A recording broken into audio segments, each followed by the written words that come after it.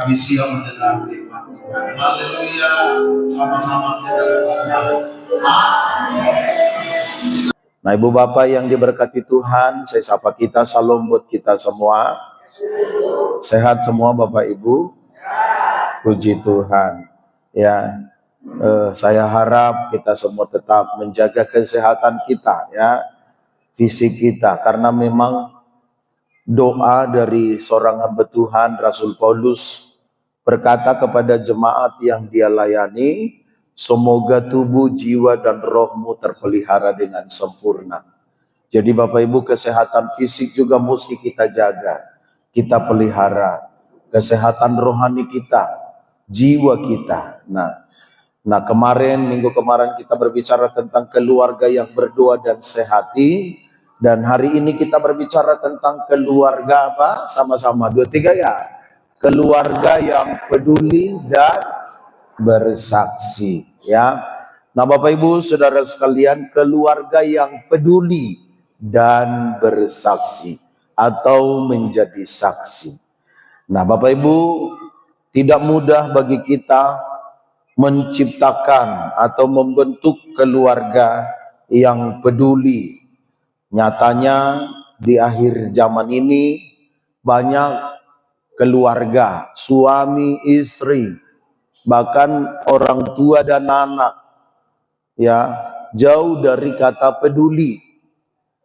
Ya, artinya Alkitab sudah katakan memang di akhir zaman kasih akan semakin dingin.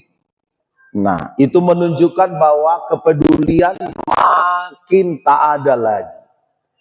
Dan ironisnya itu terjadi juga dalam rumah tangga, Bapak Ibu Saudara sekalian.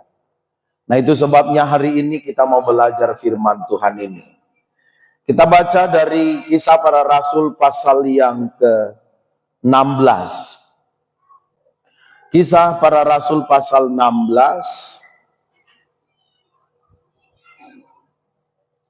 Kita baca ayat 19 atau 29 saja Bapak Ibu, biar kita tidak terlalu panjang sekali membacanya. 29 sampai ayat yang ke-34. Bapak Ibu, saya mengajak kita membaca secara responsoria. Kaum pria membaca ayat ganjil, wanita ayat genap. Tapi nanti di ayat 34 kita sama-sama. Sudah Bapak Ibu? Oke, kita mulai kaum pria. 1, 2, 3. Kepala penjara itu menyuruh menyium Bawasulu, lalu berlari masuk dan dengan gemetar tersungkurlah ia di depan Paulus dan Silas. Wanita.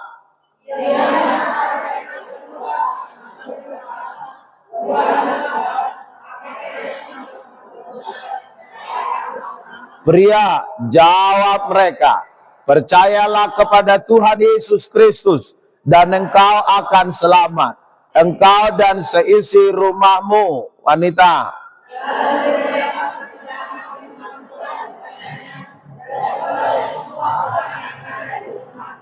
Pria, pada jam itu juga kepala penjara itu membawa mereka dan membasuh bilur mereka.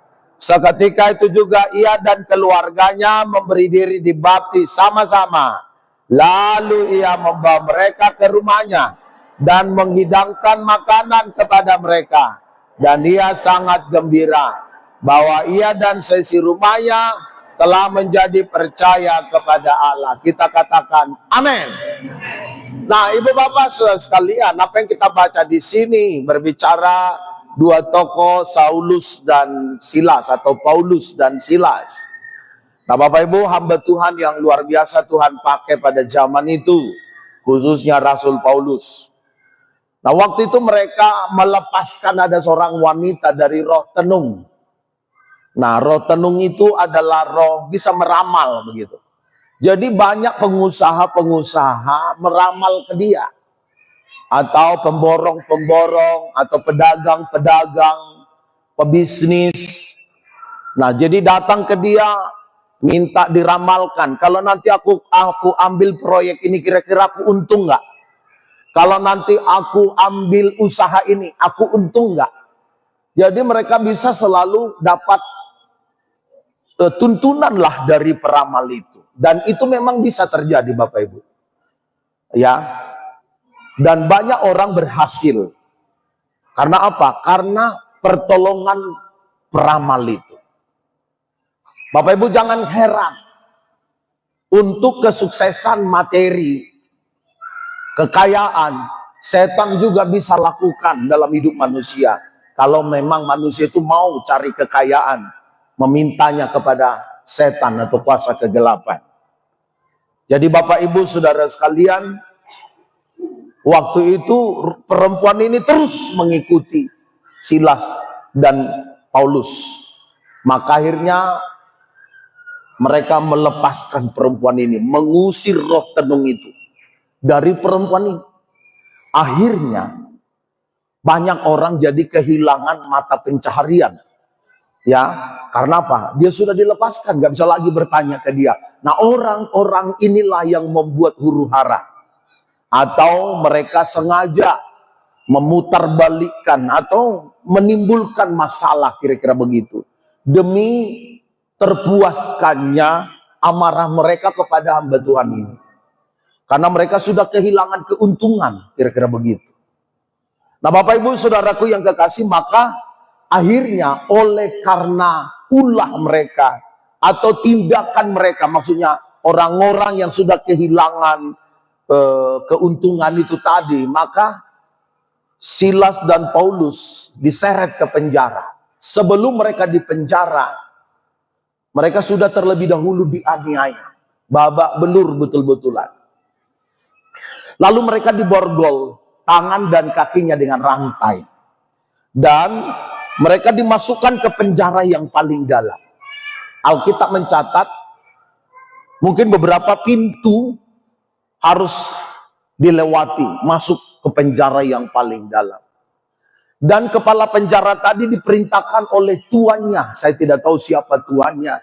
Tapi yang jelas dia diperintahkan jangan sampai kedua orang ini lolos. Kalau mereka sampai lolos, nyawamu menjadi taruhannya.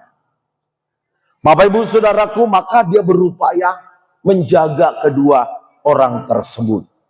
Nah, apa yang dilakukan oleh Paulus dan Silas di penjara Bapak Ibu? Mereka tidak meratapi nasib mereka, keadaan mereka. Mereka tidak menangisi kondisi mereka yang sedang terpenjara, kaki dan tangan yang sedang terbelenggu. Dan mereka tidak menyesali apa yang mereka lakukan. Karena mereka tahu apa yang mereka lakukan adalah seturut dengan kehendak Allah. Mereka di sana justru memuji dan menyembah Allah. Menaikkan pujian kepada Tuhan. Bapak Ibu Saudaraku, hal ini penting bagi kita. Apapun masalah, pergumulan, persoalan, hambatan, tantangan yang kau alami.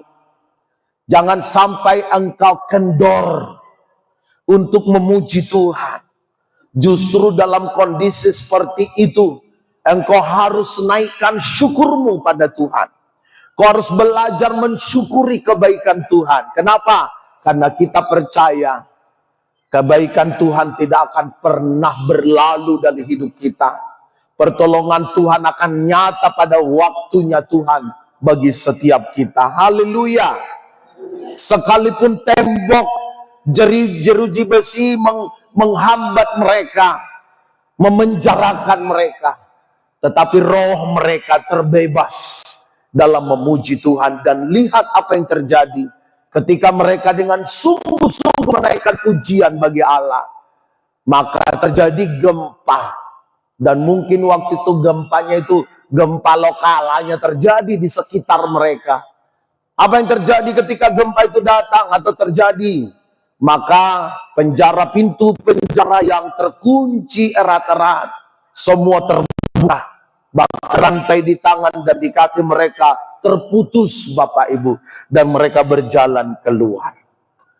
Nah waktu kepala penjara tadi melihat bahwa kedua orang ini sudah keluar, dia pikir sudah jauh atau meninggalkan penjara itu. Dia sempat menghunus pedangnya hendak bunuh diri. Kenapa dia hendak bunuh diri? Karena mungkin seperti tadi saya bilang, dia sudah diancam terlebih dahulu oleh pimpinannya. Kalau dia sampai keluar atau dia lepas, maka nyawamu menjadi taruhannya. Mungkin pikiran kepala penjara tadi, daripada aku dibunuh, biarlah aku bunuh diri. Tapi Paulus dengan sigap berkata, jangan celakakan dirimu. Kami masih ada di sini. Amin, Bapak Ibu. Nah, Ibu Bapak, saudara sekalian, maka kita perhatikan baik-baik setelah mereka ketemu, karena mungkin suasana gelap, dan mereka ketemu, Bapak Ibu saudara sekalian, maka apa yang dilakukan oleh Paulus dan Silas kepada kepala penjara ini? Nah, kepala penjara ini bertanya, apa yang harus aku lakukan? Maka Paulus dan Silas mengajak dia, mengajarkan firman Tuhan kepadanya, sehingga malam itu lewat peristiwa yang dahsyat itu, kepala penjara ini bertobat, Bapak. Pertobatan kepala penjara Filipi menunjukkan bahwa keselamatan tidak berhenti pada satu pribadi. Injil yang dia terima dengan sungguh-sungguh membawa dampak kepada seluruh rumah tangga dan menjadi kesaksian nyata bagi orang lain. Apa yang kita bisa pelajari tentang keluarga kepala penjara ini yang menjadi kesaksian bagi kita, bagi banyak orang? Pertama, mari kita baca bersama-sama poinnya. 1, 2, ada? 2, 3 ya. Injil diberitakan kepada seluruh keluarga. Katakan amin. Nah, jawab Petrus tadi. Paulus. Percayalah kepada Tuhan Yesus Kristus dan engkau akan selamat. Engkau dan seisi rumahmu.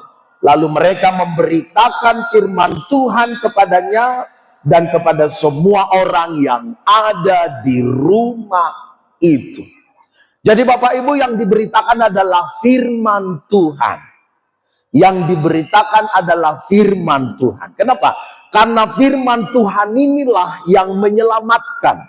Kitab Roma berkata, bagaimana orang diselamatkan kalau mereka tidak pernah mendengar firman Tuhan. Bagaimana orang bisa mendengar firman Tuhan kalau tidak ada yang memberitakan? Jadi Bapak Ibu Saudara, diberitakan dulu firman Tuhan, sampaikan firman Tuhan. Maka oleh firman Tuhan itu imannya ditimbulkan, imannya akhirnya muncul dan ada iman kepada Kristus Yesus. Paulus dan Silas tidak hanya memberitakan Injil kepada kepala penjara, tetapi juga kepada seluruh isi rumahnya.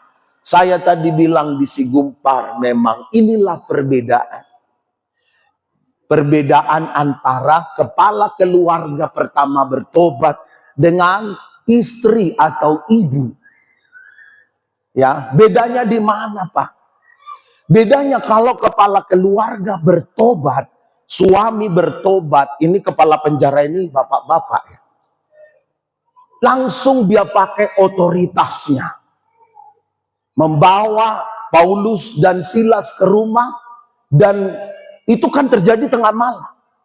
Menyuruh seisi rumahnya, duduk, bangun. Dengar.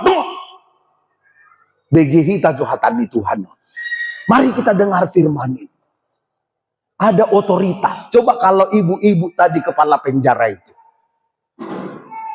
Kalau ibu-ibu tadi pasti sungkan membanguni suaminya. Dungo joho, bigi suatu. Atan itu ami. Jadi berbahagialah bapak-bapak yang sudah bertobat hari ini. Amin. Dan anak-anakku yang gadis-gadis, dengarkan baik-baik. Persyaratan utama calon suamimu harus orang yang takut Tuhan. Ya. Jangan persyaratan utama ganteng. Setelah itu banyak duitnya. Jangan. Duit bisa dicari. Kegantengan juga bisa nambah kalau nanti sudah ada duitnya. Amin. Ya. Jadi itu persyaratan utama ya. Jadi laki-laki di sini ada yang takut Tuhan, sudah puji Tuhan. Berbahagia nanti wanita-wanita yang mendampingi mereka. Haleluya. Tepuk tangan dulu sama-sama Bapak Ibu. Ya, kenapa? Ada otoritas. Coba lihat, langsung bangun semua. Ayo anak-anakku, bangun. Istriku, bangun. Dengarkan firman Tuhan malam itu loh, tengah malam. Itulah otoritas seorang laki-laki. Dan itulah merupakan pergumulan kita. Jadi ibu-ibu yang ada di sini, bapak-bapak, ya kita mesti ubah cara kita mengajarkan anak-anak mencari jodoh. Jangan bilang dulu mana malu mengajuho nabu pangusadean, jangan. Ya, justru anak kita harus terlebih dahulu dia bertobat, kita ajar. Amin. Sayang nanti wanita atau perempuan anak orang lain menderita karena terus menganju anak kita. Jangan bilang, tekankan, kau harus persiapkan dirimu. Ya Ruben ya, persiapkan dirimu jadi laki-laki yang betul-betul mandiri, punya otoritas, membawa keluarga yang beribadah sama Tuhan. Itu bukan tugas istri. Sayangnya sekarang kan terbalik. Istri yang terus, ayolah Pak. Ku ambil pun sepatumu, mana sepatumu? Kuningnya, yang hitamnya, yang putihnya. Sepatu warna apa Pak? Asalah kau ke gereja Pak. Berapa persen kau harus? Tahu Pak, uang katungmu tebel 100.000. Asal matu gereja, sampai kapan coba? Jadi Bapak Ibu Saudara yang diberkati Tuhan, perhatikan, memang mesti dari laki-laki itu. Kalaupun suami bapak-bapak, ibu-ibu yang ada di sini belum, berdoalah untuk itu. Amin. Supaya terjadi apa? Keluarga diselamatkan, dan terutama dimulai dari kepala keluarga, ya. Nah, terus lihat bersama-sama. Keselamatan pribadi membuka pintu bagi pekerjaan Tuhan dalam keluarga. Injil perlu didengar, dipahami, dan diterima oleh setiap keluarga atau anggota keluarga. Nah kembali, bagaimana ini bisa mudah? Kalau suami, kalau laki-laki sebagai kepala keluarga sudah terlebih dahulu diselamatkan, maka untuk pemberitaan Injil bagi keluarga itu mudah aksesnya, kira-kira begitu, terbuka aksesnya lebar-lebar, daripada hanya istri yang datang, Nah Bapak Ibu sangat berbeda. Walaupun kita bilang bukan tidak bagus, tapi jauh lebih bagus kalau suami terlebih dahulu bertobat dan diselamatkan bagi Tuhan. Tepuk tangan dulu untuk Tuhan. Nah, rumah tangga menjadi tempat pertama di mana kabar baik Kristus harus diberitakan, ya. Nah, revival keluarga dimulai ketika firman Tuhan hadir dan didengar bersama. Jadi Bapak Ibu, Injil diberitakan kepada seluruh keluarga. Nah, bagaimana supaya Injil masuk di rumah kita, keluarga kita? Maka di gereja kita ada program kita, ibadah FA. Ibadah FA itu bergulir rumahnya, supaya seisi rumah itu mendengar Injil. Tapi miris, kadang kita sudah masuk ke rumah jemaat, bapak-bapaknya enggak kita temukan di situ, melarikan diri. Ya, sebagai hamba Tuhan kita miris loh. Gak ada penghormatannya. Kita bukan gila hormat, kita bukan gila dihargai, tapi seharusnya pendeta, hamba Tuhan, anak-anak Tuhan kita harus hargai. Masa lari ke lapu tua, masa lari ke tempat lain? Itu doa kita Bapak Ibu. Di gereja kita ini saja masih ditemukan begitu. Ibu-ibu bergumullah untuk suami yang seperti ini. Gak usah banyak cakap ibu-ibu sama orang lain. beritahu kelemahan, keburukan suami, jangan. Sama Tuhan. Bila perlu doa semalaman. Unang ngudup po sabor ngini martangyang yo. Bahasa lu Jawa martangyang yo maknya sabor ngilon. Hola nalani ho. Hola nalani ho. 5 borgina ya martangyang asay boto. Asamu bao. Hola nido kerinduak. Ikomu bao. Roma gembalat talari ho pangan. Idia do kesadaram. Sebagai manusia na normal ho. Anong dupinang kisadarammu, bapak niya, dangar tanah hululu siyak ko, ngau boto inadang narok kepengmu. Dang rupa pas paasad do, pas paasad. Alay pertobatan ni doon na halungutos siyak ko. Menangis bapak. Bila perlu doa puasa, bila perlu ajak dongamu sa FA berdua puasa, dongani cuau dua puasa. Ikomu berhamatan unang pasobu. Asa betul-betul ada firman Allah diajarkan di rumah kita itu. Amin Bapak Ibu. Ya, mari kita bergumul bersama-sama. 10 malam kita doa di sini Pentakosta kemarin. Lebih banyak topik doa kita untuk bapak-bapak. Toho di inango pujo ikan. Tuhan, bapak-bapak di gereja ini. Bapak-bapak di gereja ini. Supaya bertobat sungguh-sungguh. Kenapa? Kalau sudah dipulihkan. Prianya, laki-lakinya, bapaknya. Mudah itu akan mengalir kepada istri anak-anaknya. Amin Bapak Ibu. Lihat kepala penjara tadi langsung pakai otoritas. Ya. Mengumpulkan keluarga seisi rumahnya. Mungkin seisi rumahnya ini juga ada ajudannya, ada pembantunya atau ART-nya di situ, ya. Bisa dikumpul semua kalau laki-laki yang bicara. Tepuk tangan untuk para pria-pria. Haleluya. Ya, Paulus dan Silas tidak hanya memberitakan Injil kepada kepala penjara, tapi juga kepada seisi rumahnya. Kenapa? Dikumpul sama kepala penjara tadi. Keselamatan pribadi membuka pintu bagi pekerjaan Tuhan dalam keluarga. Injil perlu didengar sekali lagi, dipahami dan diterima oleh setiap anggota keluarga. Rumah tangga menjadi tempat pertama di mana kabar baik Kristus harus diberitakan. Revival keluarga dimulai ketika firman Tuhan hadir dan didengar bersama-sama. Perubahan, pemulihan, kebangunan rohani terjadi kalau sama-sama mendengar firman Tuhan. Jadi Bapak Ibu bergumullah supaya kita seisi rumah kita sungguh-sungguh sama-sama mendengar firman Tuhan. Bilang sama-sama, sama-sama mendengar firman Tuhan. Nah, yang kedua, sama-sama kita baca 2-3 ya. Kasih dinyatakan dalam keluarga. Kita baca ayatnya. Pada jam itu juga kepala penjara itu membawa mereka dan membasuh bilur mereka.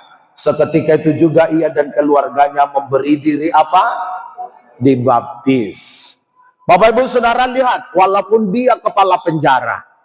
Kalau kepala penjara di Bali udah kaya ya Pak Mangunsong ya. Kaya betul ya. Dan berlomba-lomba itu jadi kepala penjara sekarang.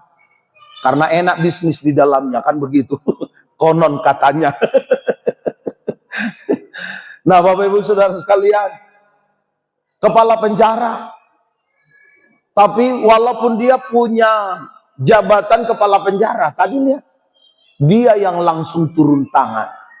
Membasuh apa?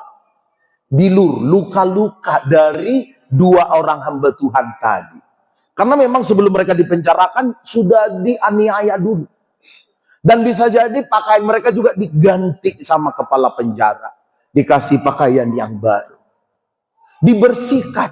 Dia nggak sungkan, dia nggak jaga image. Ya, nggak jaim gitu ya. Balas alma manuci, payason, nggak. Nah Bapak Ibu, itu hal yang perlu kita renungkan baik-baik. orang yang bertobat itu, Bapak Ibu, orang yang bertobat itu ada praktek kasih di sana. Ya, ada praktek kasih. Saya sudah beberapa kali singgung tentang kasih itu, kasih Allah itu. Nah, berbicara tentang kasih Allah, praktek kasih Allah berarti pengorbanan ada. Bilang sama-sama pengorbanan. Seperti Allah mengasihi kita, dia mengorbankan anaknya. Kalau seorang laki-laki mengasihi, prakteknya Bapak Ibu, dia mau lakukan seperti yang dilakukan oleh kepala penjara tadi. Dan pastinya orang yang mengalami itu adalah karena apa? Karena memang betul-betul kasih Allah sudah dia terima, yang mengubah hidupnya. Maka akhirnya dia pun mau lakukan itu kepada orang lain. Jadi kasih harus betul-betul kita praktekkan di rumah tangga kita, Bapak Ibu. Ya, harus nyata. Laki-laki apa yang bisa dia lakukan untuk keluarganya, apa yang bisa dia perbuat untuk keluarganya, silakan. Begitu juga wanita atau ibu-ibu, demikian juga anak-anak. Anak-anak jangan sampai hanya menunggu atau minta terus disuplai dengan kasih Tuhan. Ya, artinya anak-anak juga harus melakukan hal yang sama. Nah, suami dan istri tidak hanya menunggu. Artinya suami minta dikasihani terus atau disayangi terus. Sebaliknya juga. Jadi timbal balik Bapak Ibu. Seperti itu juga orang tua dengan anak. Kalau anak sudah menerima kasih dari orang tuanya, anak-anak juga harus berupaya bagaimana mengasihi orang tuanya. Itulah kehidupan ini Bapak Ibu. Suami sudah mengasihi istrinya, istri pun harus mengasihi suaminya. Timbal balik. Ya, harus terus terjadi dalam kehidupan kita, dan itu adalah ciri orang yang mengalami pertobatan sejati. Katakan amin. Berkorban. Berkorban apa lagi Bapak Ibu setelah berkorban? Nah, mengampuni, melupakan. Itu kasih Tuhan, karena Allah mengasihi kita, orang berdosa ini, maka dia melupakan semua kesalahan kita. Dia tidak pernah mengingat-ingat dosa kita. Jauh ke tubir laut dia lemparkan dosa kita. Kasih dalam rumah tangga juga prakteknya begitu Bapak Ibu. Bahkan dalam hidup kita sehari-hari. Jangan lagi mengingat-ingat kesalahan suamimu yang sudah puluhan tahun, yang sudah belasan tahun, yang sudah beberapa tahun. Jangan. Sebaliknya istri pun, suami pun, anak-anak pun, orang tua pun, bahkan praktek dalam hidup sehari-hari. Ya, molo adong nasalah. Jalan hurang, pabahenan satu dengan yang lain. Harus kita ampuni, lupakan, buang jauh ke tubir laut. Katakan amin. Itu kasih Bapak ya. Namar huriau pesongonidoh kadamang daina. Unang adong menyimpan, mengingat-ingat. Haci dorohaku, haci dorohaku. Jangan. Kita harus belajar mengampuni, melupakan, sehingga kita bisa bertumbuh dengan baik pertumbuhan rohani kita. Kalau ini benar-benar kita praktekkan, saya percaya pertumbuhan rohani kita akan lebih cepat melejit Bapak Ibu. Amin. Apalagi kitab Wahyu itu, saya selalu ingatkan itu. Mengasihi berarti saling menegur. Ya, barang siapa kukasihi, harus kutegur. Kasih itu menegur. Menegur nyata, bukan dari belakang menusuk. Mula dong nahurang nih dong ngamuk. Dapot to nih ban. Jumpai dia dengan 4 mata. Lalu tegurlah dia. Dan itu jauh lebih baik. Praktekkan itu. Kalau ada kekurangan suamimu, jangan diamkan. Jangan kau bilang udahlah. Tak tutup-tutupi, enggak. Tegur memang. Kalau ada kurangnya istrimu, tegur dia. Kurangnya anak-anakmu, tegur dia. Bahkan anak-anak, kalau kau lihat ada kekurangan orang tuamu, tegur orang tuamu. Ya, begitu juga kita berjemaat satu dengan yang lain. Kalau ada kekurangan saudaramu satu dengan yang lain, tegur dia. Ingatkan kau salah tadi. Jangan kau diamin, jangan. Tapi mari kita saling menegur satu dengan yang lain. Itulah praktik kasih. Bilang sama-sama, kita harus saling mengasihi. Dan kasih itu dinyatakan dalam apa? Keluarga. Ya, karena apa? Karena kita ini keluarga. Gereja Bethel Indonesia Jemaat Sukacita Painduan itu keluarga. Jadi kalau ada jemaat di gereja ini, semua anggota jemaat itu adalah keluarga. Bapak Ibu, ini mesti saya doktrin ajarin kita. Jangan sampai kita bisa menganggap jemaat si A, si B bukan teman kita. Ah, dia musuh kitanya itu. Jangan. Kalau masih begitu prinsip dan pemahamanmu, kau salah, kau tersesat. Kita semua satu. Satu dalam Tuhan. Keluarga di dalam Tuhan. Maka kalau ada kekurangan temanmu, kau lihat. Datangi dia, temui dia. Ingatkan dia. Dalam kekurangannya, mari kita berubah bersama-sama. Haleluya. Karena demikianlah firman Tuhan katakan. Supaya kita maju di dalam Tuhan. Nah, pada jam itu juga kepala penjara itu membawa mereka dan membasuh bilur mereka. Itulah praktik kasih, membasuh bilur mereka. Luka mereka. Kalau saudaramu terluka, seharusnya kau juga ikut terluka.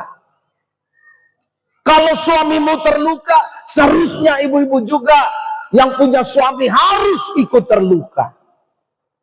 Kalau orang tuamu sedang terluka, anak-anak juga harus berkata, kami ikut terluka.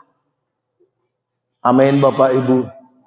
Kalau saudara yang satu terluka, kau juga harus ikut terluka. Itulah keluarga. Nah, itabe lo isi tahun atau mati, jangan. Asa dijaloi upana. Nasugur aku mamereng na sa liyo.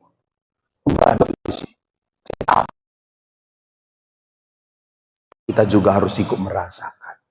Itulah keluarga. Haleluya. Bukan malah menari-nari di atas penderitaan teman kita, saudara kita. Jangan. Harus berempati. Itulah kasih. Dan itu harus kita praktekkan supaya dunia tahu bahwa kita adalah anak-anak Tuhan. Yang ketiga, sukacita keselamatan memenuhi, sama-sama, 2, 3 ya. Sukacita keselamatan memenuhi. Nah, jadi maksudnya begini Pak. Harus ada bedanya keluarga kita yang sudah percaya diselamatkan Tuhan dengan keluarga yang belum diselamatkan. Atmosfernya itu harus beda. Atmosfernya di sini beda dengan atmosfernya yang belum diselamatkan. Nah, kalau di sini apa yang terjadi?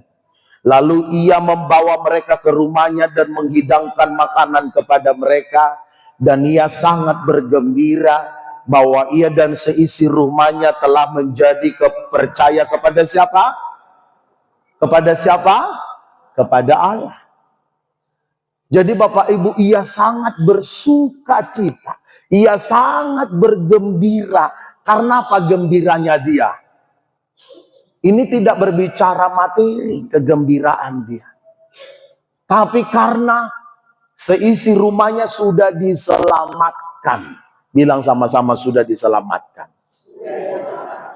Bagaimana mereka percaya bahwa mereka sudah diselamatkan? Sudah percaya Yesus dan menerima Yesus sebagai Tuhan dan Juru Selamat dalam hidup kita. Maka saya katakan, sukacita paling besar di hidup kita adalah di atas yang lainnya ada sukacita karena kita dapat upah, dapat untung, sukacita karena usaha kita maju, sukacita karena anak kita lolos di universitas yang dia idam-idamkan, atau anak kita dapat pekerjaan dan sebagainya. Tapi di atas semua itu adalah sukacita karena kita dan seisi rumah kita sudah diselamatkan.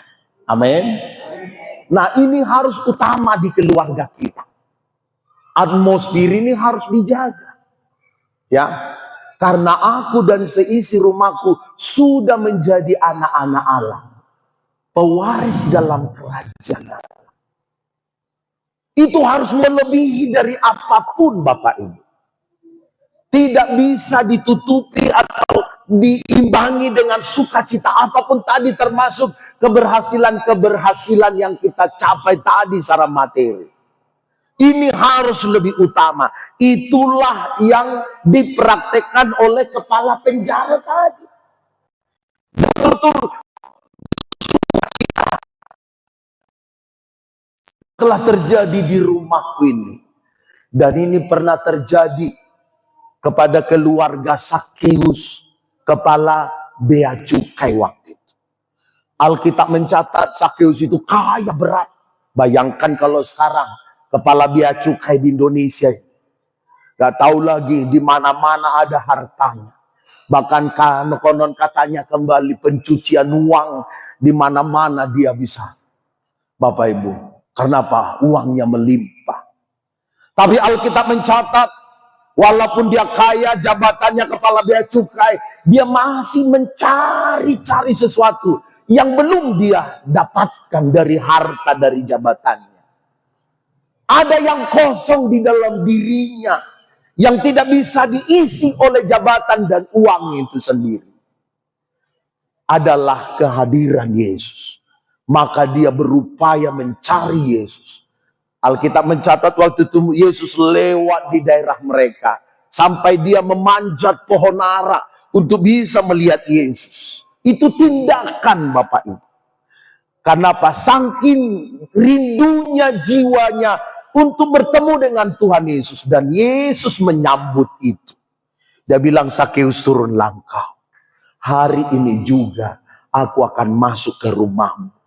Dibawalah ke rumah Sakeus. Dan Alkitab mencatat, setelah Yesus dan murid-muridnya ada di rumah Sakeus, Yesus berkata bahwa di rumah ini ada sukacita besar terjadi.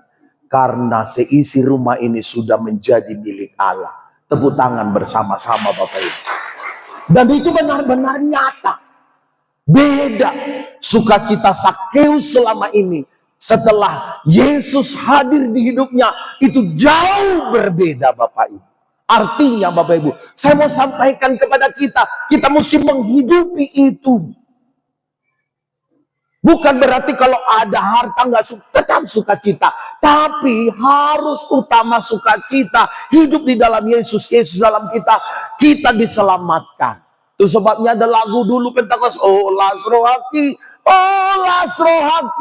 Allah nang Yesus maringan dia, oh las rohaki. Ini sukacita ini yang mau kita hidupi setiap hari. Dan kalau ini kita hidupi, Bapak Ibu, atmosfer di rumah kita juga akan berbeda. Amin. Selalu ada sukacita walau ada tantangan. Selalu ada pengharapan. Itulah orang-orang dalam Yesus. Selalu ada pengharapan. Enggak apa-apa. Kalaupun sekarang belum tercapai. Kemarin anak kami Deborah agak down dia. Gak lolos di merah putih. Semangati dia. Udah sama mama apa segala macam. Gak apa-apa. Pasti ada yang lebih Tuhan sediakan. Itu pengharapan kita. Dan ini gak muluk-muluk, ini firman Tuhan.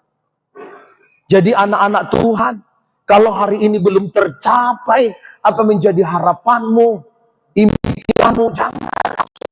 Gak ada lagi harapan, jangan. Di dalam Tuhan selalu ada pengharapan.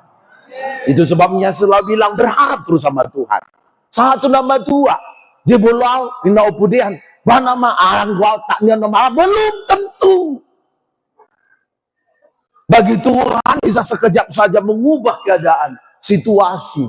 Bapak Ibu Saudara. Katanya tiba-tiba dong akan berkat Tuhan.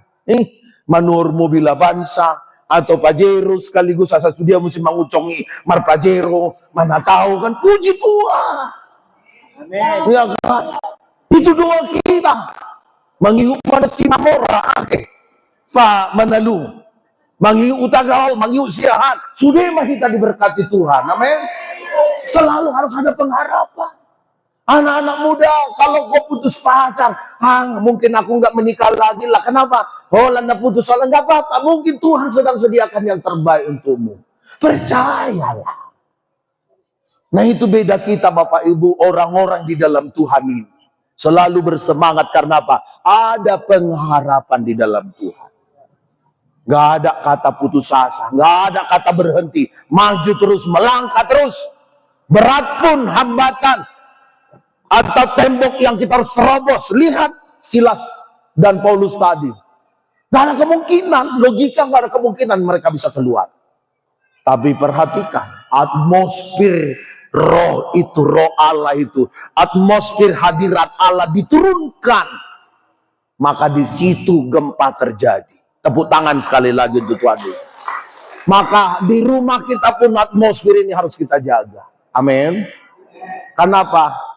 Karena ketika kita jaga atmosfer ini, ada damai sejahtera, ada sukacita, ada pengharapan. Itu terus terjadi di rumah kita. Dan di sana tak ada lagi kebun binatang. Gak ada lagi marsisonggakan, gak ada lagi KDRT. Gak ada lagi mengintimidasi atmosfer di rumah kita. Gak ada lagi ancam-mengancam di situ. Karena apa? Ada kerajaan Allah hadir di rumah kita. Yang ada damai sejahtera, sukacita, pengharapan selalu ada. Nah Bapak Ibu, maka saya bilang, saya termotivasi. Ada rumah teman pendeta, setiap kali aku datang di rumahnya, mereka selalu putar lagu rohani. Mereka bilang, ini mulai pagi sampai malam, tidur baru dimatikan. Kan sekarang bisa. Kenapa? Samping saya ini betul-betul kuat kali penyembahan berhalanya Pak, katanya. Dia tuniban ada kalak tuh babe. Langsung nama halak Cina. Ya. Tusina may bana mengidu pelaris. Dan selalu ada ritual-ritual penyembahan berhala dilakukan di samping ini. Maka kami menjaga atmosfer di rumah ini. Selain kami berdoa memuji Allah, kami memutar lagu rohani selalu. Supaya hadirat Tuhan ada di rumah ini. Amin Bapak Ibu. Memang harus bisa kita rasakan Bapak Ibu. Mohon maaf. Ya, di sini ada Marpaung dari Sigumpar lewat sana Silimbat. Ya. Utaha do guarmonai hasudungan Pak Mar sudungan. Utaha do tay guari hutamunai. Iya. Siani madalat tu dia tahe tempat ni dia tu. Si malapak do ha do garra. Sepalak. Jadi olah masuk kita atmosfernya berbeda. Kemarin kami berdua Senin malam, Selasa malam di situ, atmosfernya berbeda. Ada kuasa kegelapan kita rasakan di situ di daerah. Dan itu kuat. Maka kita harus perangi. Jadi Bapak Ibu, perdukunan, perjinahan, penyembahan berhala apapun itu kan mendatangkan kuasa kegelapan. Maka kita harus bisa di lingkungan di mana kita ada, kita bisa menghadirkan Tuhan. Lewat apa? Lewat doa kita, penyembahan, pujian. Dan bila perlu lagu-lagu rohani diputar dengan, gak usah teriak-teriak lagunya. Atau itu agak-agak, slow. Gitu. Kenapa? Karena memang kita sekarang, kondisi kita, lingkungan kita sebenarnya sudah rusak. Sudah hancur. Atmosfer daerah kita.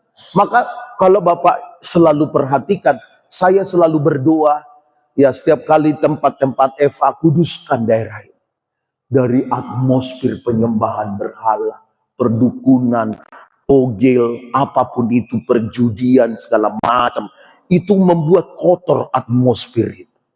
Maka kita hadir di sana membersihkan. Amin Bapak Ibu. Ya, itu sebabnya kita bagi FA itu tujuan kita. Daerah di mana kita melaksanakan ibadah FA itu, di situ kemuliaan Tuhan dinyatakan. Ya, daerah itu betul-betul dimenangkan. Ya, Injil bukan hanya mengubah status rohani, tetapi juga atmosfer kehidupan keluarga. Rumah yang dipenuhi ya dengan Kristus akan memancarkan kesaksian kepada lingkungan sekitar.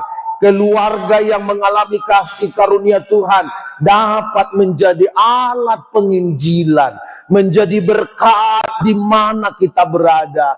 Jadi Bapak Ibu Saudaraku yang kekasih dalam Tuhan, hari ini pastikan dalam hidupmu bahwa sungguh-sungguh keluarga kita ada sukacita keselamatan selalu ada dan kita utamakan di rumah kita.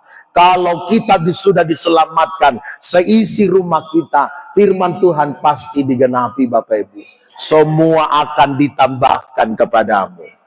Bangunlah kerajaan Allah di rumah kita. Bapak-bapak, saya mau kita semua posisikan diri seperti kepala penjara ini. Ya, dia setelah bertobat, dia pakai otoritas mengarahkan keluarganya menjadi keluarga yang beribadah pada Tuhan, keluarga yang mengasihi Tuhan, keluarga yang melayani Tuhan. Dan sejak dari saat itu, maka keluarga itu dipulihkan, diselamatkan bagi Tuhan.